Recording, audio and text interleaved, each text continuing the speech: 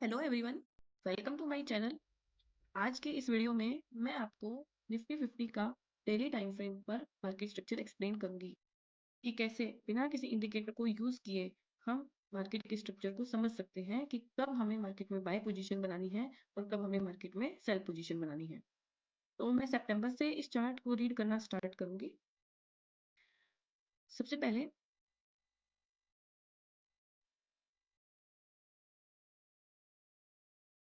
अगर मैं बात करूं 29 अगस्त को, 29 अगस्त को जो निफ्टी 50 है उसने अपना लो बनाया था 24,500 के पास। मैं एग्जैक्ट वैल्यू नहीं लूंगी, अप्रोक्सीमेट वैल्यू में मैं आपको बता रही हूँ कि कितना उसने हाई और लो बनाया। मैं यहाँ से मार्केट के स्ट्रक्चर को ड्रॉ करना स्टार्ट करती हूँ।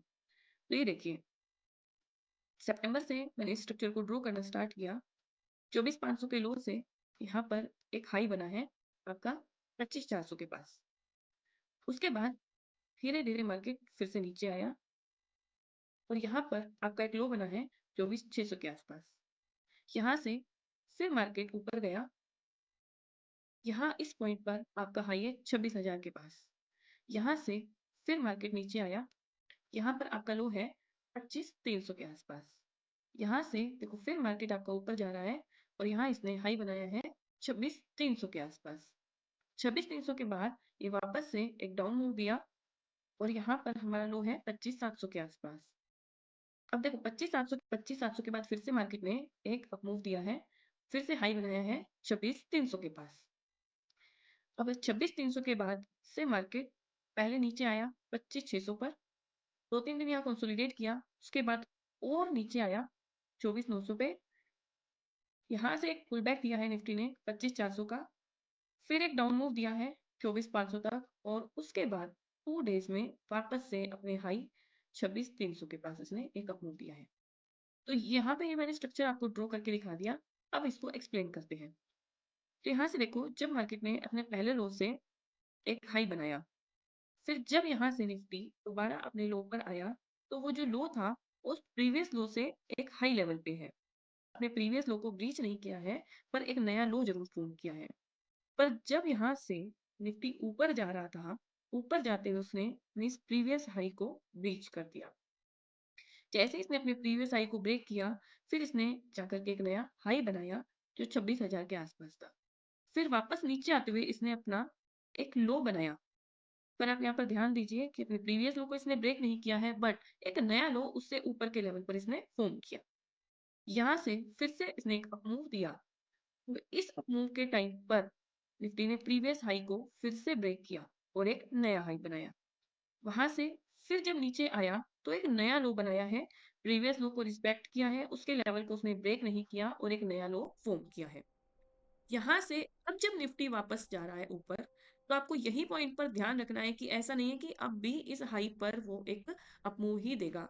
आप क्लियरली देख सकते हैं यहाँ पर जो प्रीवियस हाई था हमारा, इसके पास ही निफ्टी ने एक ब्रेक लिया है। यही पॉइंट होता है हमारा ब्रेक इवन पॉइंट, जहां पे हमें ट्रेड नहीं करना है।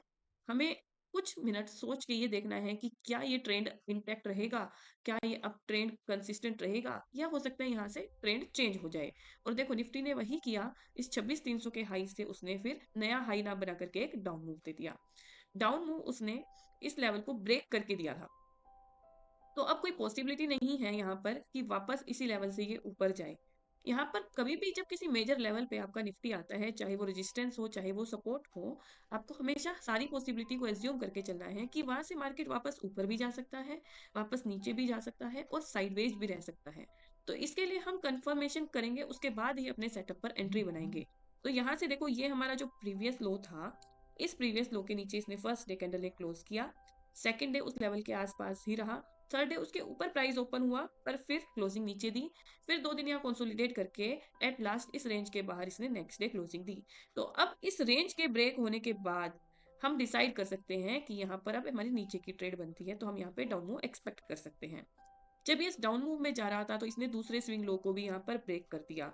तो जब हमारे 2 स्विंग लो ब्रेक हो जाते हैं, ये एक थंब रूल है जिसको मैं आपको आगे की क्लासेस में एक्सप्लेन करूंगी कि जब कंटिन्यूसली 2 लो ब्रेक हो जाते हैं तो वहां से ट्रेंड हो जाता है डाउन। अब ठीक है, हमें पता चल गया कि ट्रेंड हमारा यहाँ पर निफ्टी का डाउन हो गया।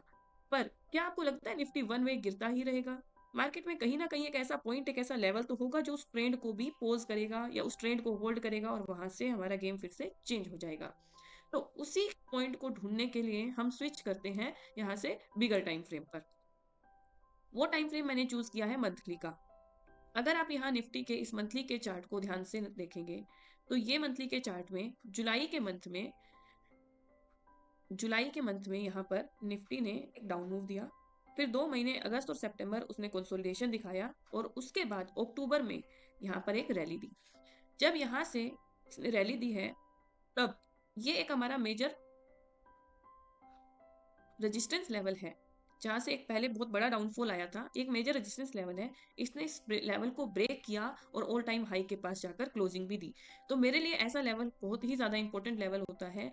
तो मैं यहाँ पे अपने उस डाउन ट्रेंड को रोकने के लिए, होल्ड करने के लिए इस पॉइंट को एज्यूम कर सकती हूँ कि यहाँ कहीं आकर के मेरा जो डाउन ट्रेंड है निफ्टी का डेली चार्ट पर, वो हो सकता है कि होल्ड करे। देखो, मार्केट में कुछ भी श्योर शॉट नहीं होता। Market is a game of probability. हम सिर्फ एज्यूम कर सकते हैं, हर बार चीजें हमारे फेवर में हो ऐसा पॉसिबल नहीं है। बट अगर हमें हमारा स्टॉप लॉस पता है, तो हम वहां पर ट्रेड भी कर सकते हैं उतने ही कॉन्फिडेंस के साथ। तो अब देखिए यहाँ पर, जैसे ही 1 फरवरी बजट वाले दिन निफ्टी जो है इस लेवल पर आया, तो बिना हमारे स्टॉप लॉस को हिट कराए उसने हमारा टारगेट भी अचीव करा दिया। टारगेट हमारा वही रेजिस्टेंस होगा जहां से कोई बड़ी गिरावट मार्केट में आती है। तो उसी रेजिस्टेंस को देखो, इसने जाकर के टच किया, उसके ऊपर ही ओपन हुआ था, बट क्लोजिंग उसके पास ही। हमें हमारे टारगेट से मतलब है, यहाँ पे हमें हमारा टारगेट भी अचीव हो गया सिर्फ 2 दिन के मूव के अंदर। तो अब देखो, क्या इस पूरे प्राइस एक्शन में मैंने किसी इंडिकेटर का कहीं पर यूज किया? नहीं। देखो, बिना इंडिकेटर के आप चार्ट को कितने नीट एंड क्लीन तरीके से उसके सारे मूव को समझते हुए अपनी ट्रेड प्लान कर सकते हो। हमने यहाँ डाउन ट्रेंड की भी मूव प्लान की, हमने यहाँ अप ट्रेंड के लिए भी मूव प्लान की, और हर टाइम हमें हमारे टारगेट भी अचीव हुए। तो मार्केट को समझना इतना ही आसान है। अपने चार्ट को नीट एंड क्लीन रखिए। जितना सिंपल आपका चार्ट होगा, उतना ही क्लियर व्यू आपको मार्केट का मिलेगा। पर एक चीज मेरी हमेशा याद रखना, जब भी आप मार्केट की एनालिसिस करते हो, किसी स्टॉक या इंडेक्स की एनालिसिस करते हो, तो हमेशा आपको प्रेफर करना है बिगर टाइम फ्रेम। जैसे मैंने यहाँ आपको डेली का टाइम फ्रेम यूज करके आपको मार्केट का स्ट्रक्चर समझाया, और मंथली पे मैंने अपने एंट्री पॉइंट और टारगेट पॉइंट डिसाइड किए कि यहाँ पर मुझे मेरी एंट्री मिलेगी और यहाँ से मुझे मेरा टारगेट मिलेगा। मैं चाहती तो आपको 5 मिनट या 15 मिनट में भी ये सब समझा सकती हूँ, पर 5 मिनट और 15 मिनट के जो लेवल हैं वो बहुत जल्दी ब्रेक हो जाते हैं, जहाँ पे आपको एक्यूरेसी नहीं मिलती है। मार्केट में जब हम काम करते हैं, तो मार्केट में हमें ज़्यादा टाइम एक्यूरेट रहना बहुत ज़रूरी है, प्लस हमारा रिस्क डिफाइन होना बहुत ज़रूरी है। अब आप कौन से सेटअप पर फोकस करोगे? ऐसा सेटअप जिसमें से 10 में से 8 ट्रेड आपकी सही है, या ऐसा सेटअप जिसमें से 10 में से 5 ट्रेड आपकी सही है? तो देखो, आपको डिसाइड करना है। इसलिए हमेशा आप बड़े टाइम फ्रेम को फॉलो करें। बड़ा टाइम फ्रेम बहुत अच्छी पिक्चर आपको मार्केट की समझा देगा, जहाँ से आप अपने ट्रेड के डिसीजन भी बहुत क्लियरली ले पाओगे। अगर आपको मेरा आज का वीडियो अच्छा लगा है, तो कमेंट में लिख दीजिएगा प्राइस सेक्शन। अगर आप किसी और टॉपिक पे वीडियो चाहते हैं, तो उस टॉपिक का नाम भी मुझे कमेंट में जरूर लिखिए। वीडियो को लाइक करें, मेरे चैनल को सब्सक्राइब करें। आगे जल्द ही हम आपके लिए एक फ्री यूट्यूब कोर्स ला रहे हैं, जिसमें हम प्राइस सेक्शन को डिटेल में समझेंगे।